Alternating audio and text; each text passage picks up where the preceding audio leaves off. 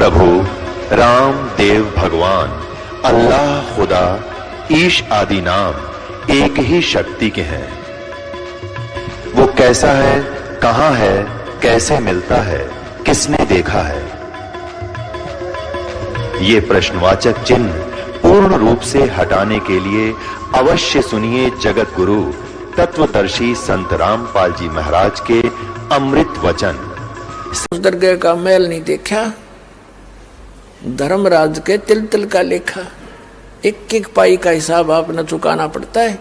और इस जैसे अभी आपको बताया कि पहले इस अज्ञानता में आपने कितनी गलती कर दी और कितने अपराध बन गए।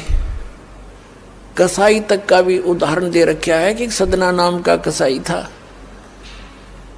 और वो भी अपने जॉब को छोड़ना नहीं चाहता था। कदे भूखा मर जाऊं मैं और क्या करूंगा। भगवान संतों का ज्ञान सुना, पर संत से मिला सदना और प्रभावित हुआ, सारी बातों को स्वीकार किया, लेकिन रोजी रोटी फिर अड़ गई आगे। संत परमात्मा स्वयं आते हैं साधु रूप बना के अपनी प्यारी आत्माओं को सतमार्ग बताते हैं। कबीर परमेश्वर आते हैं, साधु रूप में बैठे थे।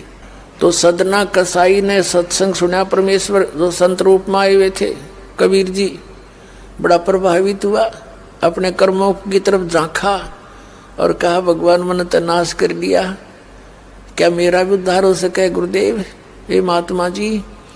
तब संत ने कहा, संत रूप में परमात्मा विराजमान थे, कहने लगे भाई आगे पाप करो ना और पिछले माफ हो जाएंगे, इस भक्ति साधन से मैं बताऊंगा ऐसे।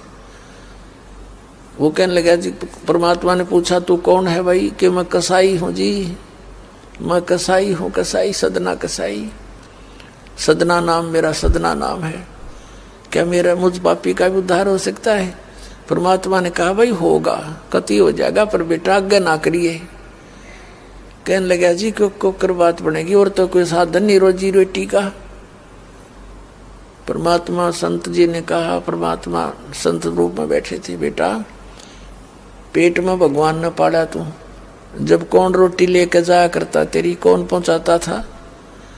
और माँ के गर्भ से बाहर आते ही माँ के सतन में दूध दे दिया, उससे पहले दूध नहीं था, तो क्या अब वो तेरी संभाल नहीं करेगा? लेकिन ये तो एक हमने औपचारिकता सी बातें लगती हैं, क्योंकि हम दूसरे रंग में रंगे हुए। कहने लगा जी मेरा तो काम ना चले, बालक भूखे मर जाएंगे, मेरा तो और कोई काम नहीं, मैं तो नौकर हूँ एक कसाई का और मन्नत यू काम करना पड़ेगा। तो परमात्मा ने सोची भाई ये तो सारे बांध रखे काल ने। कहा, परमात्मा ने कहा बेटा इसने छोड़ दे तू। तो सदना कसाई कहने लगा महाराज ये कुकर छोड़ो, भूखे मर जाएंगे, बालक नाम लेना चाहे उठे नहीं, मेरा उद्धार कर दो गुरुदेव, उद्धार कर दो, मैं तो कति नरक में गया। परमात्मा बोले भाई नो दोनों बात क्यों करोगी मेरे?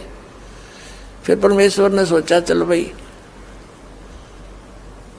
चाकस होती है इसकी तो बहुत जबरदस्त इच्छा भगवान में। तो मालिक ने कहा ठीक है बेटा तू नो करिए,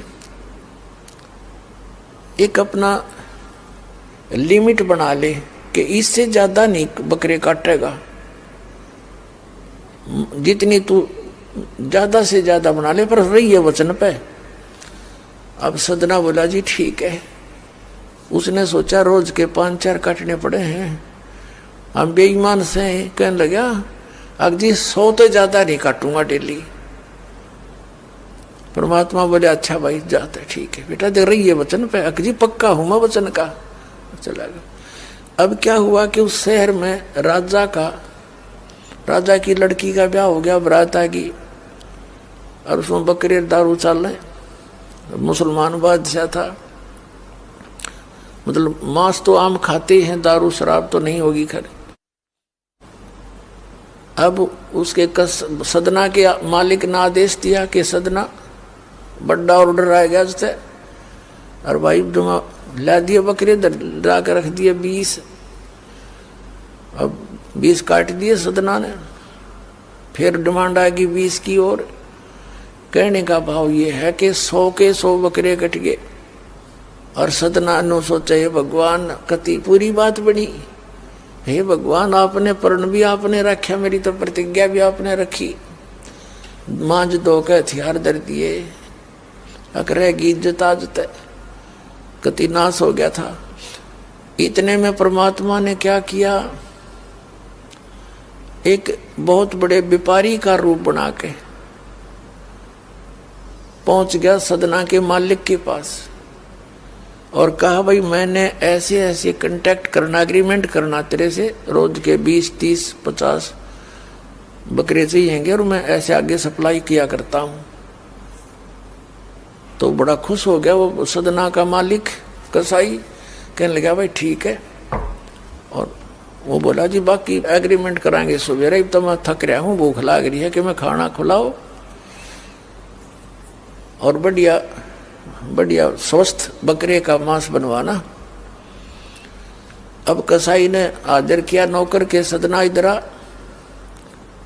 अब वो सदन कसाई आ गया, खां जी कि एक बकरा काट फटाफट।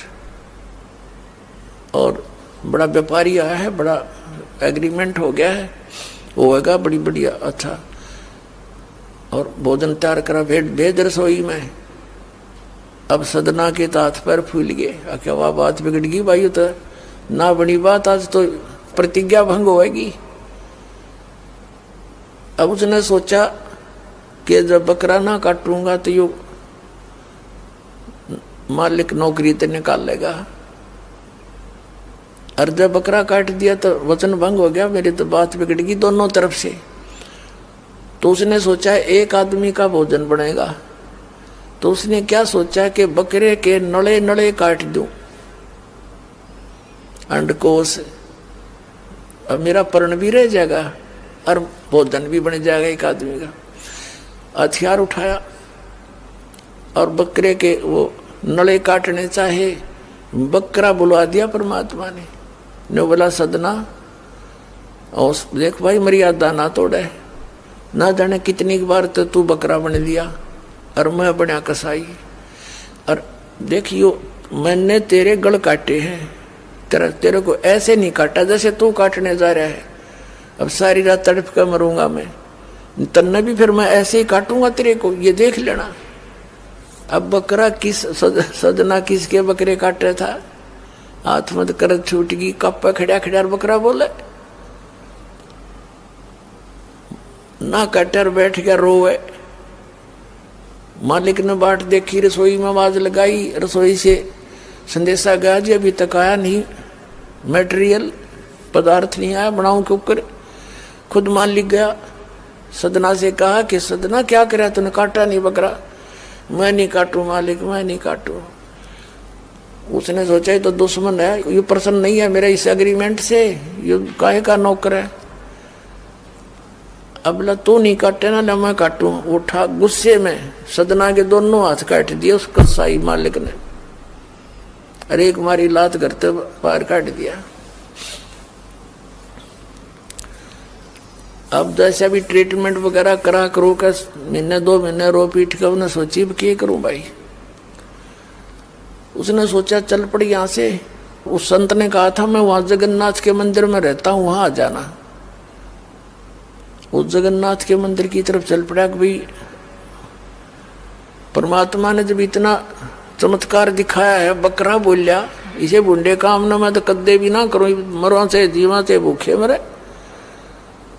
आदमी की कही तो ना जच्चे, पर वह तो सच्ची होगी, सामने तो जुल्म हो गया। यूं तो बहुत बुरा जो है ना एक रूटीन है, यू नहीं करें भाई कति भी। संत साची के थे वो उस दिन जच्ची उसके, उस गुरुदेव के पास समाधान के लिए चल पड़ा।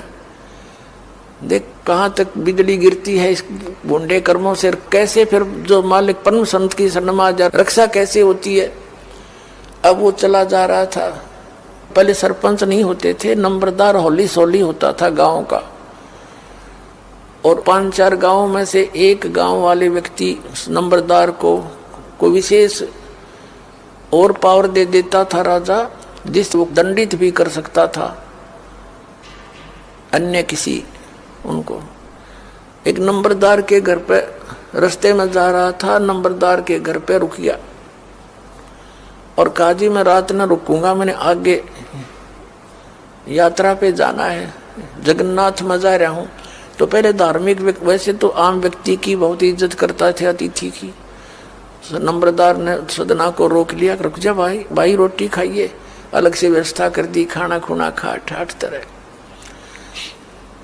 अब क्या हुआ कि उस नंबरदार की पत्नी जो थी वो बैड कैरेक्टर थी, उसने सदना के साथ दुर्व्यवहार करने की चेष्टा की। वह रोने लग गया, माई मैं तो महा दुखी व्यक्ति हूँ, रात काटनी है, काटने दे तो काट दे, न मैं भी चला जाऊंगा। तो उसने फिर शोर मचा दिया, अपनी बेइज्जती समझ के लोग इकट्ठे हो गए, अक्यों मेरी इज्जत का गाक बने था, पकड़ लिया और वहीं उस शहर के अंदर, साथ में ही शहर था, वहां ले गए। राजा था, वहां का नवाब था, उसके सामने उसको पेश किया गया, उसको सजा सुना दी कि इसको मीनार में चिन दो, भुगत कर मरे। इसको कितना नंबरदार ने इसको इज्जत से रखा और इसने धोखा किया, उसी के साथ पत्नी के साथ दुर्व्यवहार करने की चेष्टा की। और उसकी पत्नी ने गवाही दे दी, जी मेरे ऐसे ऐसे सतन पकड़ दिए इसने। अब मीनार के अंदर खड़ा करके मीनार चढ़वा दिया, बंद कर दिया। अकाब मर जाएगा, चिल्ला चिल्ला के रो पीट के। तब सदना ने अर्ज करी है, गुरुदेव मैं तो पापी आत्मा था, मुझे तो चाहे इससे बदतर मौत मार दो, लेकिन मुझे ये भगत कहे थे कि मंदिर में जावे ढेड और इसे इसके गुरु होंगे, और ऐसा करता था ऐसा करता था। दाता आपके नाम पर बट्टा लग गया, तो मैं तो नीच था, तो इससे भी बुरी मौत मार देते। दाता इस भक्ति की इज्जत रखियो मेरे मालिक। इतना ही कहा था, वो सारा मीनार फट गया और ईंटें उन सरपंच के सर में लगी, उसकी पत्नी के दोनों सतन कट के वहीं गिर गए, खून चल पड़ा। और जिन्होंने ये संदेश सुनाया था, अन्याय का फैसला सुनाया था, उनके सर में ईंट लगी जा जाके। और देखा इतना आवाज हुई, आसपास सब भागे आए, देखण आए, और सदना के दोनों हाथ पूरे हो गए, कटे हुए नहीं रहे। बोलो सतगुरुदेव।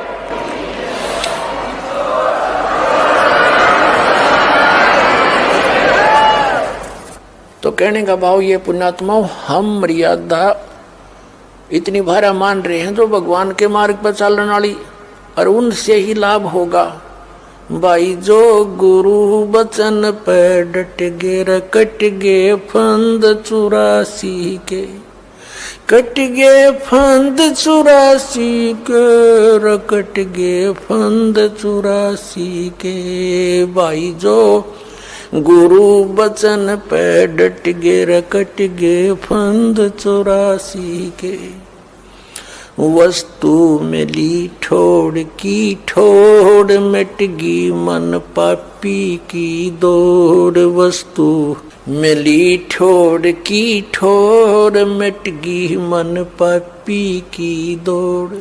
भरम मिटे मथुरा काशी के, भरम मिटे मथुरा काशी के।